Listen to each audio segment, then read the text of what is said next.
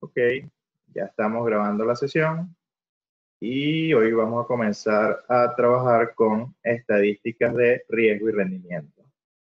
Todos deberían estar viendo la presentación de riesgo y rendimiento, ¿cierto? Sí, correcto. Ok, entonces arrancamos por allí. Es parte de lo que tienen el material, como les dije. Inicialmente vamos a estar trabajando con, digamos, la misma presentación del curso de finanzas corporativas, que es básicamente la introducción. Entonces, bueno, vamos a definir primero lo que conocemos como rendimiento del activo, que básicamente está representado por los ingresos que genera más las variaciones en el precio del mercado.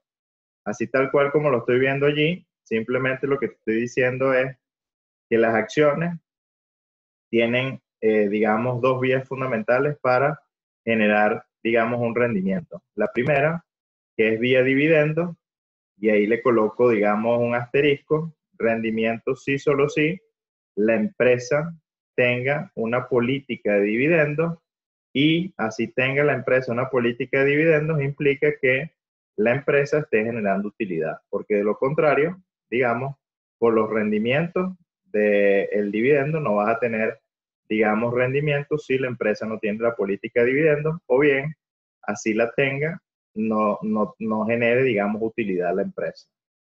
La otra vía para ganar dinero vía acciones sería por el diferencial de precio, que es lo que se conoce como la ganancia de capital, que básicamente allí estarías comparando precio de venta de, digamos, de la acción menos precio de compra dividido el precio de compra. Eso también lleva un asterisco. ¿Por qué? Bueno, básicamente porque yo tendría ganancia de capital partiendo de la hipótesis o sí, solo sí, digamos, yo compro esa acción tomando en consideración el criterio del horizonte. Es decir, si yo compro la acción para tenerla en mi portafolio o en mi cartera, mejor dicho, eh, partiendo de la hipótesis que estoy haciendo una inversión de largo plazo y el larguísimo plazo entendido de 10, 20, 30 años, bueno, ahí simplemente no estaría apostando a, digamos, comprar barato, vender caro, sino que estaría apostando más a los dividendos que pudiese generarme esa acción a lo largo del tiempo. Entonces, partiendo de esa premisa, allí van a ver que luego, cuando revisamos nuevamente el concepto, fíjate que dice, rendimiento de un activo financiero está representado por los ingresos que genera más las variaciones de su precio en el mercado. El precio del mercado, ganancia de capital, y los ingresos que genera básicamente están atados a lo que es el pago de dividendos para las empresas que tengan la política de. Luego dice que el rendimiento de una acción en un periodo comprende los dividendos pagados en el periodo más las ganancias de capital, más de lo mismo. Es decir, el rendimiento total de la acción será el rendimiento que viene por vía de los dividendos y el rendimiento que te va a generar, en este caso, la ganancia de capital.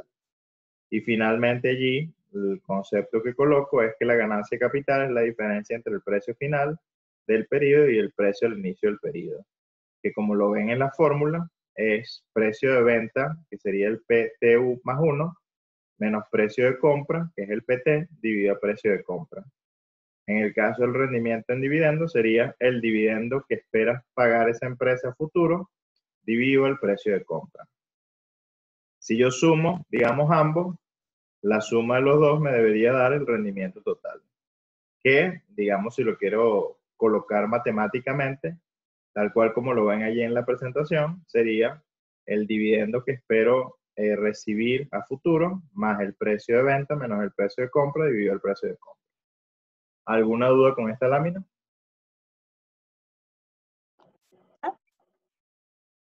Ejercicio de lo que acabamos de hacer.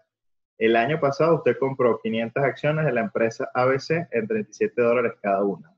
Ha recibido dividendos de $1,000 y ahora las acciones se venden en 38. ¿Cuánto obtuvo en ganancias de capital? ¿Cuál fue el rendimiento en dividendos y cuál fue el rendimiento total? Repito, el año pasado usted compró 500 acciones de la empresa ABC en $37 cada una. Ahí te están hablando de precio de compra y cuántas acciones compraste. Luego dice, ha recibido dividendos por 1000, es decir, esos dividendos de 1000 en función de las 500 acciones. Eso me pudiese dar, digamos, el dividendo por acción. Y luego te dicen que las acciones se venden en este instante en $38, es decir, precio de venta. Pregunta, ¿cuánto obtuvo en ganancia de capital? Es decir, el diferencial de precio. Luego, ¿cuál fue el rendimiento en dividendos? Es decir, dividendo esperado dividido entre precio de compra. Y luego, ¿cuál fue el rendimiento total? Que sería la suma de la respuesta de la pregunta A y la pregunta B. Bueno, tal cual como les acabo de decir, cuánto obtuve en ganancias de capital debería ser precio de venta menos precio de compra dividido el precio de compra. Es decir, 38 menos 37 dividido entre 37. Resultado, 2.70%. Rendimiento en dividendos, recibiste $1000 en dividendos por 500 acciones. Eso te da el dividendo esperado, es decir, entre 502. Y eso lo voy a dividir entre el precio de compra, que sería 37. Resultado, 5.41%. Si yo sumo 5.41% más 2.70%, que fue el rendimiento que nos dio la ganancia capital, eso te debería dar 8.11, lo que es igual también a trabajar con la expresión de el rendimiento total, que es el dividendo esperado más precio de venta menos precio de compra dividido el precio de compra. Resultado te tiene que dar igual 8.11%.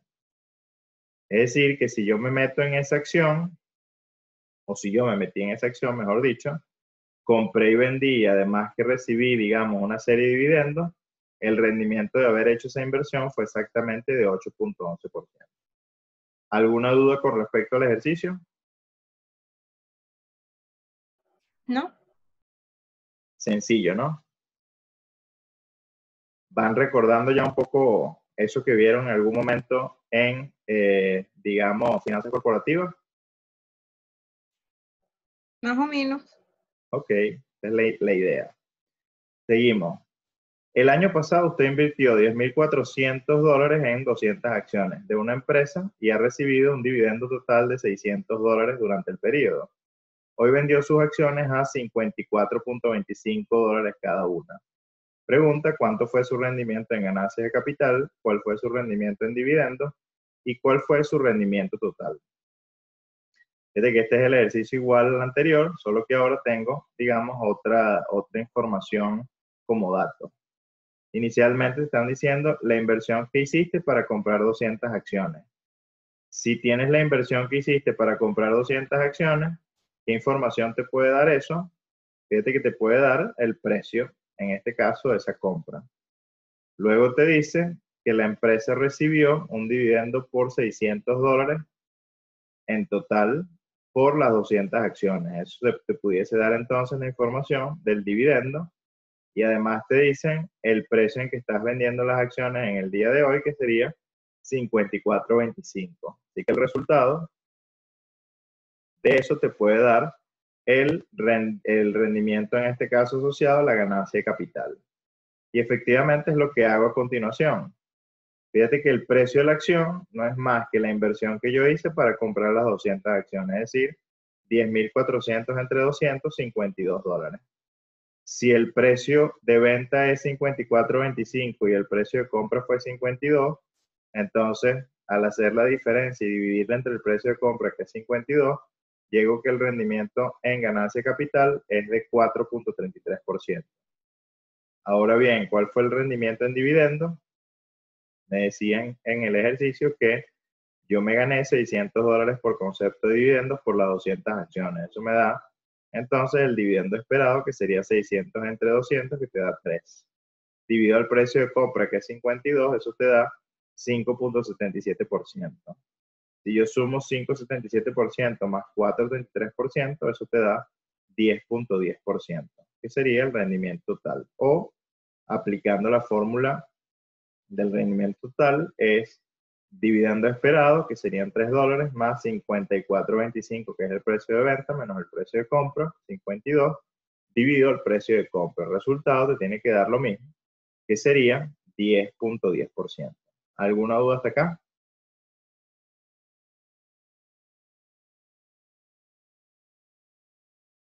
Todo bien. Ok, entonces aquí nos vamos ahora a comenzar a trabajar entre las estadísticas de riesgo y las estadísticas de rendimiento. Si arrancamos primero con las estadísticas de rendimiento, entonces yo lo primero que puedo decir es que los inversionistas siempre se van a interesar por rendimientos futuros y su estimación puede basarse en la media aritmética de los rendimientos históricos. Aunque ustedes no lo crean y así el comportamiento sea volátil, la premisa de todo modelo financiero es que tú siempre te basas en información histórica y tomando en consideración una media aritmética. Aunque eso esté escrito así en todos los libros, bueno, desde el punto de vista estadístico a veces es muy grueso de tragar eso que siempre la media será aritmética, es decir, que tomes un promedio aritmético. ¿Por qué? Porque tú pudieses tener una serie de datos tan volátiles que la media no te dé mayor información, la media aritmética me refiero. Entonces probablemente allí te resulte más una ponderada. Pero digamos, ahí lo estoy colocando tal cual como dice cualquier libro de finanzas. Luego dice, los inversionistas esperan un rendimiento que compense el riesgo del activo. Claro, en la medida que tú tienes mayor riesgo, tú pides a cambio mayor rendimiento. Y luego dice, si R1 hasta Rn son las rentabilidades porcentuales históricas, y en este caso yo defino eso como un promedio aritmético, bueno, simplemente la sumatoria de todos los rendimientos a lo largo de los periodos, si lo divido entre el número de periodos, me debería dar cuál es, en este caso, la media de ese activo. ¿Qué es lo que ustedes ven ahí? R es igual a R1 más R2 más, y así sucesivamente hasta llegar a Rn, todo eso dividido entre n. Luego, tal cual, dado que ya tienes la media, entonces ahora lo que buscas es medida de dispersión. Y la medida de dispersión lo que te va a decir es cuán alejado estás tú de la media. En este caso, para hallar la desviación estándar, primero paso por la varianza. Y la varianza de los rendimientos va a ser el rendimiento que tienes en el primer periodo que estás evaluando, que lo comparas contra el rendimiento promedio, esa diferencia al cuadrado, más rendimiento de la segunda fecha, menos el rendimiento promedio, todo eso al cuadrado, y así vas muestra por muestra hasta llegar a rendimiento en la fecha n de ese activo menos el rendimiento medio, y esa diferencia elevado al cuadrado. Todo eso dividido entre n menos 1. Si quieres hallar ahora la desviación, bueno, dado que ya tienes la varianza, ¿qué debería ser? La raíz cuadrada de la varianza. Y eso te debería dar, en este caso, las medidas de dispersión, en este caso la desviación estándar. De hecho, ya lo van a ver que en las páginas de información financiera, lo que les presentan como volatilidad viene de, en este caso, la estimación de la desviación estándar. ¿Me van siguiendo hasta acá? Fíjense que tal cual como lo tienen allá en la presentación, estamos partiendo de la base de lo que decíamos antes, que era data histórica. Y la data histórica, desde el punto de vista financiero, siempre la vamos a llamar datos ex post. Y si estamos hablando de estimaciones a futuro, siempre le colocamos la coletilla de que esos son cálculos ex ante. ¿Ok? Sigo. La covarianza entre los rendimientos de dos títulos A y B se define como, en este caso, la covarianza del rendimiento A contra el rendimiento B. Entonces ahí tú lo que haces es que comparas el rendimiento del activo A en la primera fecha menos el rendimiento medio de ese activo que estoy denominando A, multiplicado por, en este caso, el rendimiento del activo B en la primera fecha menos el rendimiento promedio de ese activo B. Y así vas haciendo para cada una de las fechas que estás evaluando hasta llegar, digamos, a su fórmula general, que sería rendimiento del activo A en la fecha n menos el rendimiento medio de ese activo A, multiplicado por rendimiento del activo B en la fecha n menos el rendimiento promedio de ese activo B. Todo eso dividido entre n menos 1. ¿Por qué es importante conocer la covarianza? Bueno, porque la covarianza lo que te da es así, o bien la velocidad de subida o de bajada que pudiese tener, digamos, un activo cuando lo evalúas a lo largo de, digamos, el tiempo. Y el coeficiente de correlación te dice cuán correlacionado pudiese estar un activo con respecto a otro. Entonces, en la correlación, en el activo A y B, fíjate que parte de la hipótesis de que la covarianza es, en este caso, la covarianza del rendimiento A cuando lo comparas al rendimiento B, todo eso dividido entre la desviación estándar de A por la desviación estándar de B, donde el coeficiente de correlación entre A y B siempre tiene que ir de 1 a menos 1, o dicho de otra manera, de menos 1 a 1. Coeficiente de correlación no es más que la medida de relación lineal entre las rentabilidades de dos títulos. La correlación puede ser positiva, negativa o simplemente no estar correlacionado. Y ahí me voy a detener. Para que se entienda y comenzamos a aterrizar el concepto un poco más.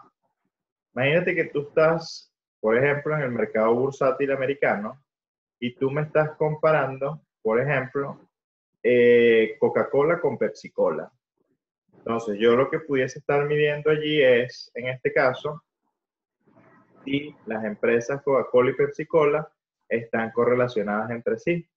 Entonces, A la llamo Coca-Cola y B la llamo, en este caso, Pepsi-Cola. Entonces, yo lo que estoy comparando allí es rendimiento de Coca-Cola en la fecha 1 menos el rendimiento promedio histórico de Coca-Cola, multiplicado por rendimiento de Pepsi-Cola en la fecha 1 menos el rendimiento histórico de Pepsi-Cola.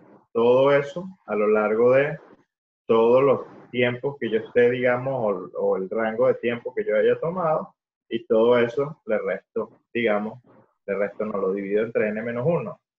Y luego eso me va a permitir a mí establecer, en este caso, si esos dos activos, en este caso estas dos acciones, están correlacionadas. Entonces, para ello, debería agarrar el resultado de la covarianza de los rendimientos de A con B y lo debería comparar, en este caso, al dividirlo contra la desviación estándar de cada uno de esos activos. Es decir, desviación estándar de A por desviación estándar de B, que sería Coca-Cola A y Pepsi-Cola B. ¿Qué es lo que va a pasar, digamos, en casi todos los activos? Bueno, que digamos cuando estás comparando en el mercado bursátil, bueno, la gran respuesta es que los activos nunca están correlacionados. ¿Eso tiene sentido práctico? Sí. Explico por qué. Aunque uno suele escuchar que una buena comparación pudiese ser Coca-Cola y Pepsi-Cola, en la práctica, antes de hacer esa comparación, te tienes que preguntar, ¿esas empresas son comparables en cuanto a qué? En cuanto al número de empleados que trabajan en ella, en cuanto a riesgo, en cuanto a rendimiento, en cuanto a EBITDA, en cuanto a flujo de caja generado. Fíjate que si tú te vas en cuanto a ingresos por ventas, por ejemplo, fíjate que cuando tú vas comparando variable a variable para cada una de las empresas, bueno, lo que puedes demostrar es que, bueno, habrán algunas variables que sí se parecen y otras que definitivamente no tienen, digamos, nada parecido, por lo que no puedes, digamos, comparar esas empresas. Y ese resultado es el que se va a traducir, perdón, en el coeficiente de correlación. Y dado que generalmente esos activos no están correlacionados, el valor te debería dar 0 o muy cercano a 0. ¿Se entendió esto?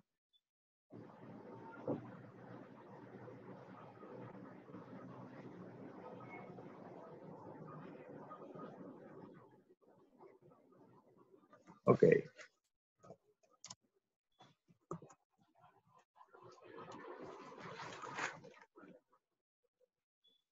Un ejemplo de lo que acabo de decir es esto que ustedes ven en esa lámina. Yo me tomé la molestia de agarrar los últimos 20 años y comparé, digamos, el mercado de renta variable con el mercado de renta fija para el caso de Estados Unidos. Y ahí yo lo que estoy colocando a lo largo de los últimos 20 años es rendimiento anual de las acciones, como en un mercado particular, de todo el grueso de la renta variable, versus el rendimiento que me estaba dando, digamos, el de los bonos. Es decir, letras del Tesoro Americano de largo plazo, 30 años. Entonces ahí coloqué, digamos, los datos año a año y fíjense que abajo estimé, tal cual como lo acabamos de ver con la fórmula, estimé la media, la desviación estándar, la covarianza y el coeficiente de correlación. Y después agarré todos esos rendimientos para cada uno de los años de renta variable y renta fija y los grafiqué. Fíjate lo que se ve allí. La media, si tú le pides la media Excel para el caso de la renta variable de las acciones, fíjate que la media te está dando algo así como 27.12%.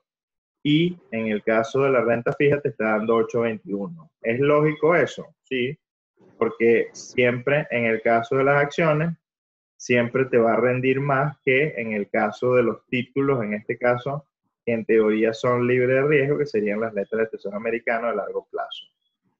Luego, en este caso, desviación estándar, es decir, la media de dispersión, estás midiendo ahí riesgo. Fíjate que el riesgo de las acciones es 21.59 versus un riesgo por bonos de 5.56. Es lógico ese resultado, también es lógico porque, digamos, a mayor riesgo que tienes que exigir tú, mayor rendimiento. Y ahí se ve clarito, 21.59 versus 27.12 y 5.56 versus 8.21. Luego calculé la covarianza, que es algo así la velocidad de subida o de bajada, que sería la tendencia. En este caso me da una covarianza negativa, y dado que la covarianza es negativa, entonces el coeficiente de correlación también será negativo. Y el coeficiente de correlación me dio menos 0,082-12479. Lo que les había dicho en la lámina previa, tú puedes tener un coeficiente de correlación negativo igual a 0 o positivo. En este caso nos da un coeficiente de correlación negativo. ¿Qué quiere decir eso? Que mientras en un periodo de tiempo, que es lo que vas a ver en la gráfica, las acciones suben, es decir, rinden de manera positiva, entonces en el caso de los bonos lleva, digamos, una tendencia inversa, es decir, pierde platica, es decir, digamos, no tienes rendimiento. Luego, en el siguiente periodo de evaluación, es decir, entre 2 y 3, ahora la que antes estaba al alza, ahora viene a la baja, y la que antes estaba a la baja, ahora se va al alza. Es decir, siempre vas a tener, cuando comparas acciones con bonos, las tendencias, digamos, inversas entre ellas. Eso es lo que te está diciendo un coeficiente de correlación negativo. Si tuvieses un coeficiente de correlación positivo, si las acciones suben, entonces los bonos también suben. Si las acciones bajan, entonces los bonos también bajan. ¿Para qué te sirve esta información que te acabo de dar? Bueno, si tú estás armando una cartera de inversión, tú lo que tienes que hacer es diversificar, es decir, combinar activos de manera que cuando venga, digamos, una temporada que, por ejemplo, te afecte el mercado de renta variable, entonces, una caída importante del mercado, generalmente quien da la cara por esa cartera siempre va a ser el mercado de renta fija. Y eso es lo que te está diciendo justamente esta gráfica que ustedes ven del lado derecho de la presentación. ¿Se entendió esto?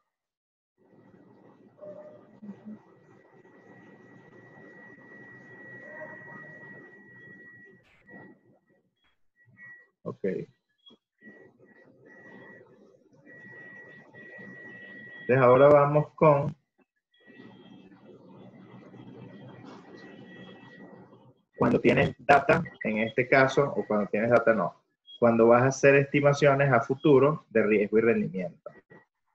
Entonces, si de RA1 hasta RAN y desde RB1 hasta RBN son los retornos futuros estimados de dos títulos individuales con una distribución de probabilidades de P sub 1 a P sub n, entonces los rendimientos esperados serán igual a suma producto de las probabilidades por el retorno de cada uno de los activos a lo largo de cada uno de esos tiempos.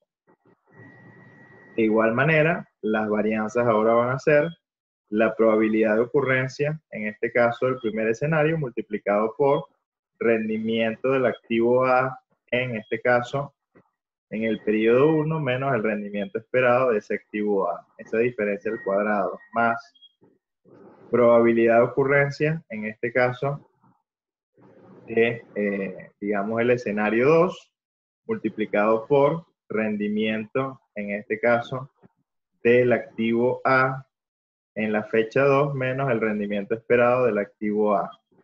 Esa diferencia al cuadrado. Y así vas hasta llegar a probabilidad de n, es decir, el escenario n multiplicado por la diferencia entre la rentabilidad del activo A en el periodo n menos el rendimiento esperado de ese activo A. Esa diferencia al cuadrado.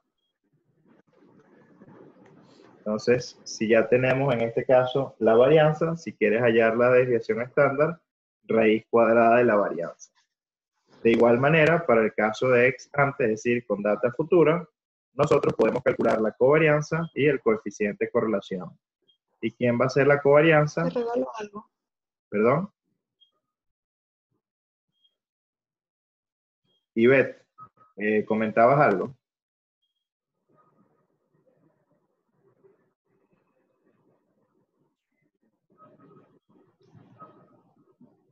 Ok, sigo. Covarianza entre los rendimientos esperados de dos títulos A y B, entonces la podemos definir como covarianza del rendimiento del activo A con respecto al activo B y digamos eso lo vas a hacer como la probabilidad de ocurrencia del primer escenario multiplicado por rentabilidad del activo A en la fecha 1 menos rentabilidad esperada del activo A por rentabilidad del activo B en la fecha 1 menos, en este caso, rentabilidad esperada del activo B. Haces lo propio a lo largo de, digamos, toda la serie de escenarios que pudieses tener hasta llegar a probabilidad de ocurrencia del escenario n multiplicado por rentabilidad del activo A en el periodo n menos rentabilidad esperada del activo A, multiplicado a su vez por la diferencia entre rendimiento del activo B en el periodo n menos el rendimiento esperado del activo B. Si ya tienes esa covarianza, entonces ahora puedes hallar el coeficiente de correlación. Eso no es más que covarianza de los rendimientos entre A y B dividido a la desviación del activo A multiplicado por la desviación del activo B. Al igual que el caso anterior, siempre la covarianza, perdón, el coeficiente de correlación va a estar entre menos 1 y 1. ¿Por qué es importante esto? Bueno, porque poco a poco, fíjate que yo lo que te estoy dibujando es cómo, desde el punto de vista estadístico, tú puedes estimar la beta, que sería el riesgo viendo un proyecto, o el riesgo de una empresa. Y el riesgo de una empresa, o bien el riesgo del proyecto, no es más que agarrar la covarianza entre dos retornos y dividirlo entre la varianza, digamos, de mercado al cuadrado. ¿Alguna duda con lo que acabo de decir? Ok, entonces voy a detener aquí la grabación, dado que me quedan 5 minutos para esta grabación. Y lo que voy a hacer es generar un nuevo enlace, se los paso por el chat y nos volvemos a conectar para arrancar con, digamos, la presentación que continúa después de esto. ¿Les parece? Ok. Ok, entonces voy a cerrar ahora esta y ya les mando el enlace de la nueva sala de reuniones. ¿Ok?